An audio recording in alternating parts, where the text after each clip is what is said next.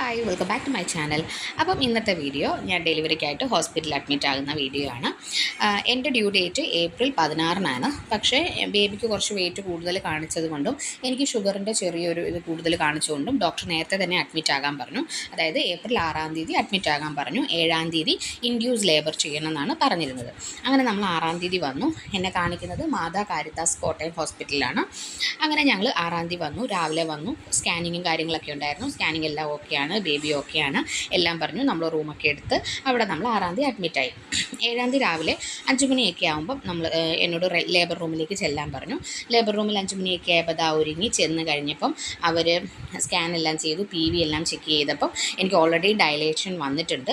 അങ്ങനെ അവർ വാട്ടറെല്ലാം ബ്രേക്ക് ചെയ്ത് പെയിൻ എല്ലാം വന്നു കുറച്ച് കഴിഞ്ഞപ്പോഴത്തേക്കിനും ബേബി കുറച്ചൊരു എമർജൻസി ആയിട്ട് നമുക്ക് സിസേറിയൻ ചെയ്യേണ്ടി വന്നു. ബേബി സ്റ്റക്കായിപ്പോയി. അപ്പോൾ അത് കാരണം നമുക്ക് നോർമൽ ഡെലിവറി നടക്കില്ല. പെട്ടെന്ന് എമർജൻസി ആയിട്ട് സിസേറിയൻ ചെയ്യേണ്ടി വന്നു. അങ്ങനെ സിസേറിയൻ ചെയ്ത് ബേബിയെ എടുക്കുകയാണ്. 7-ാം തീയതി 11:30 ആയപ്പോഴത്തേക്കിനും ബേബിയെ നമുക്ക് കിട്ടി. ബേബി ഗേളാണ്. അപ്പം ഞാനും കുഞ്ഞും ഒരു കുഴപ്പമില്ലാണ്ട് ഇരിക്കുന്നു. പിന്നെ നമ്മൾ 4 ദിവസം ഹോസ്പിറ്റലിൽ നിൽക്കേണ്ടി വന്നു. സിസേറിയൻ കഴിഞ്ഞ് കഴിഞ്ഞാൽ 4 ദിവസം സ്റ്റിച്ചും കാര്യങ്ങളും ഒക്കെ ഒന്ന് ഉണങ്ങുന്നത് വരെ അവർ ഹോസ്പിറ്റലിൽ നമ്മളെ നിർത്തും. 4 ദിവസം ഞങ്ങൾ ഹോസ്പിറ്റലിൽ തന്നെ നിൽക്കുമായിരുന്നു.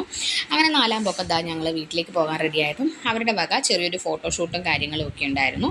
അതെല്ലാം കഴിഞ്ഞ് പിന്നെ അവർ കുറച്ച് ഗിഫ്റ്റൊക്കെ നമുക്ക് തന്നിട്ടുണ്ടായിരുന്നു. അതെല്ലാം കഴിഞ്ഞ് നമ്മൾ നേരെ വീട്ടിലേക്ക് പോവുകയാണ്. പിന്നെ ഏറ്റവും വലിയ ഹാപ്പി എന്താണെന്ന് പറഞ്ഞാൽ നമ്മൾ പോകുന്നത് നമ്മുടെ പുതിയ വീട്ടിലേക്കാണ്. അത് ഞങ്ങളുടെ വലിയൊരു ആഗ്രഹമായിരുന്നു. നമ്മൾ മേടിച്ച വീട്ടിലേക്ക് നമ്മുടെ കുഞ്ഞുമായിട്ട് പോകണം എന്നുള്ളത് എൻ്റെ ഡെന്നിയുടെ വലിയൊരു ആഗ്രഹമായിരുന്നു. അങ്ങനെ ഞങ്ങളിതാ ഹോസ്പിറ്റലിൽ നിന്ന് ഇറങ്ങുകയാണ്. ഡോക്ടർ റെജിയാണ് ഞങ്ങൾ ഹോസ്പിറ്റലിൽ കാണിച്ചുകൊണ്ടിരുന്നത്.